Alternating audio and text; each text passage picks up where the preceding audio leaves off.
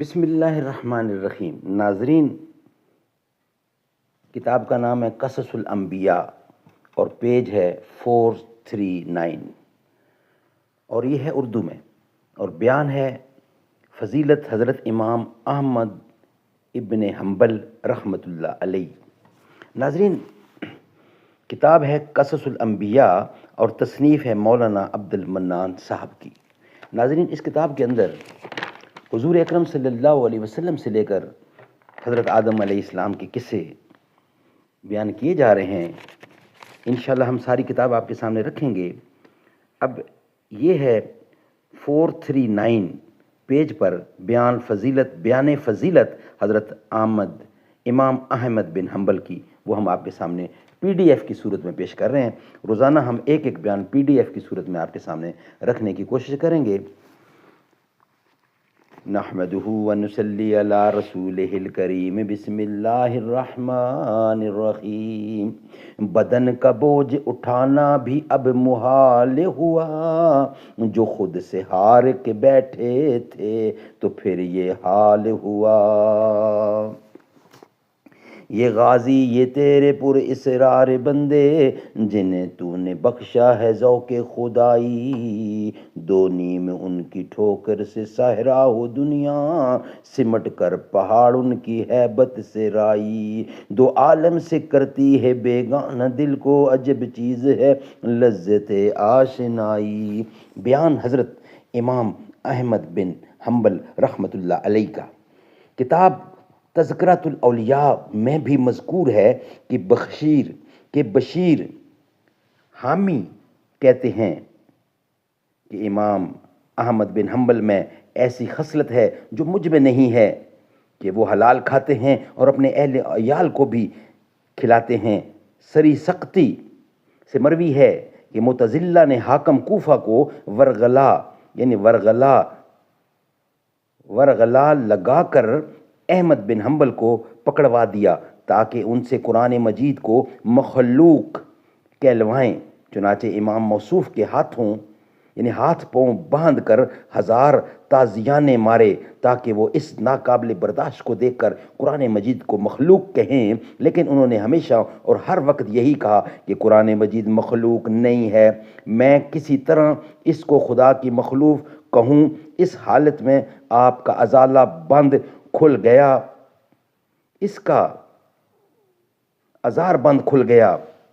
اسی حالت میں آپ کا ازار بند کھل گیا۔ ہاتھ پاؤں تو بندھے ہوئے تھے، مگر غیب سے ایک ہاتھ پیدا ہوا اور اس نے آپ کا ازار بند باندھ دیا۔ جب یہ حال کرامت دیکھی تو پھر آپ کو چھوڑ دیا۔ کہتے ہیں کہ اسی ضرب شدید کی وجہ سے، اسی صدمہ سے آپ کی وفات ہوئی۔ نقل ہے کہ حضرت امام احمد بن حنبل کسی نہر میں وضو کرتے تھے اور دوسرا شخص بھی اس سے وضو کرتا تھا۔ اس شخص نے اپنے جی میں کہا کہ شاید امام احمد بن حنبل کو یہاں میرے وضو کرنے سے کراہت آوے، اس لیے اٹھ کر امام احمد بن حنبل کے قریب زبردست زیر دست بیٹھ کر اپنا وضو کیا۔ جب وہ مر گیا تو کسی نے خواب میں دیکھ کر پوچھا کہ اللہ تعالیٰ نے تجھ سے کیا سلوک کیا؟ اس نے کہا، اے یار، کوئی سبب میری نجاست کا نہ تھا، بس یہی ایک روز میں نے احمد بن حنبل کی حرکت و دفع کراہت کے باعث زیر دست بیٹھ کر کراہیت کے باعث زیر دست بیٹھ کر وضو کیا تھا، وہی سب میری خواستگاری کا ہوا ہوگا، وہی سبب میری خواستگاری کا ہوا۔ کہتے ہیں کہ آپ بغداد میں رہتے تھے، مگر آپ نے روٹی بغداد کی کبھی نہ کھائی، اس واسطے کہ بغداد کو امیر المومنین حضرت عمر رضی اللہ عنہ نے غازیوں کے واسطے وقف کیا تھا۔ آپ ہر روز موصل سے روٹی منگا کر کھاتے۔ ایک بیٹا ان کا جس کا نام صالح تھا، وہ 1 سال اصفہان میں قاضی کے عہدے پر رہا۔ بزہد و اصلاح آراستہ و بہ تقوی و صلاح پہراستہ، سائم الدہر قائم اللیل تھے، ایک دن اپنے سامنے روٹی رکھی ہوئی تھی، دیکھ کر امام احمد بن حنبل رحمۃ اللہ نے فرمایا کہ آج کی روٹی روز جیسی نہیں ہے، اس کا کیا سبب ہے؟ کیونکہ روٹی کی وضع بدلی ہوئی ہے۔ خادم نے کہا کہ آج کا خمیر آپ کے فرزند صالح کے گھر سے لائے تھے۔ فرمایا کہ وہ قاضی تھا، اس کے یہاں کا خمیر میں کیا کھاؤں، اس کے یہاں کا خمیر میں کیا کھاؤں گا، لہٰذا اس روٹی کو دور دراز اس روٹی کو اس روٹی کو دروازے پر رکھو، اور جو سائل آوے اس سے کہہ دو کہ آٹا احمد کے گھر کا اور خمیر صالح کے گھر کا ہے، اگر تم چاہو تو اس کو لو۔ کہتے ہیں کہ 40 دن تک وہ روٹی رکھی رہی، لیکن اس روٹی کو کسی محتاج نے نہ لیا۔ آخر الامر وہ روٹی دریا میں ڈال دی۔ احمد بن حنبل نے پوچھا کہ وہ روٹی کا کیا ہوا؟ تو عرض کی کہ وہ روٹی دریا میں ڈال دی۔ چنانچہ احمد بن حنبل رحمۃ اللہ علیہ نے اس وقت سے اس دریا کی مچھلی بھی نہ کھائی۔ منقول ہے کہ آپ سے جو کوئی مسئلہ پوچھتا تھا جواب دیتے تھے، اور اگر مسئلہ حقائق کا پوچھتا تو بشیر حافی کا حوالہ دیتے تھے۔ کسی نے پوچھا کہ رضا کے کیا معنی ہیں؟ جواب دیا کہ اپنے سب کام خدا کو سونپنا۔ پھر پوچھا کہ محبت کے کیا معنی ہیں؟ تو فرمایا کہ اس مسئلہ کو بشیر حافی سے دریافت کر لو۔ پھر پوچھا کہ زہد کسے کہتے ہیں؟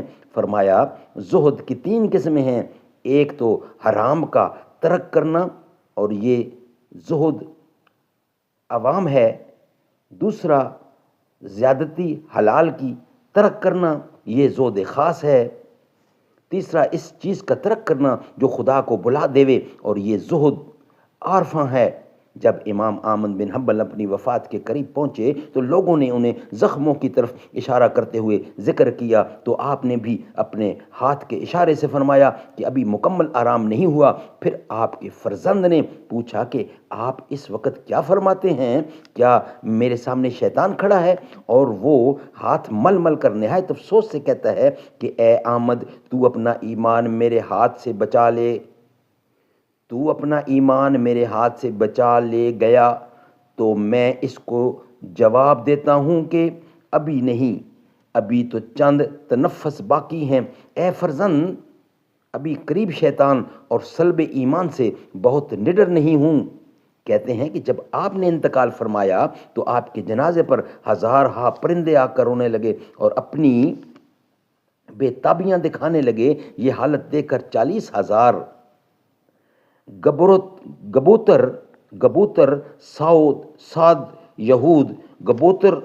یہود مسلمان ہوئے اور زناریں توڑ ڈالیں اور پکار بولے لا الہ الا اللہ محمد الرسول اللہ۔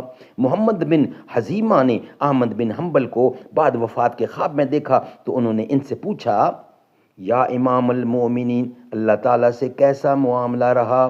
تو حضرت امام احمد بن حنبل نے فرمایا کہ اللہ تعالیٰ نے اپنے افضال امیم الالطاف قدیم سے مجھے بخش دیا، اور تاج کرامت کا میرے سر پر رکھا، اور پھر فرمایا کہ یہ اسی کا بدلہ ہے جو تو نے میرے کلام کو مخلوق نہ کہا تھا۔ امام احمد بن حنبل کے مذہب کے لوگ کم تھے، لیکن ان کے درہ اور زہد کے احوال مشہور ہیں، اور کیمیائے سعادت اور احیاء علوم ان کی خوبی اور کمال سے بھری ہوئی ہیں۔ اللہ تعالی ہم سب مسلمانوں کو ان کی پیروی کی توفیق عطا فرمائے، آمین ثم آمین، بجا خاتم النبیین صلی اللہ علیہ وسلم۔ یاد آتی رہی آپ کی رات بھر، میری ہوتی رہی بندگی رات بھر، جب بھی سوچا مدینے کو جاؤں گا میں، مجھ پہ ہنستی رہی مفلسی رات بھر، میں تو کاغذ قلم لے کے بیٹھا رہا، کام کرتی رہی عاشقی رات بھر، جو خدا کی عبادت سے غافل رہا وہی سوتا رہا آدمی رات بھر، رات بھر دل کی بستی مہکتی رہی، نعت سرکار میں نے لکھی رات بھر، جانے کب دید ہوگی مجھے آپ کی، سوچتا میں رہا بس یہی رات بھر، میں تو اکرم درود ان پہ پڑھتا رہا، میری ہوتی رہی حاضری رات بھر۔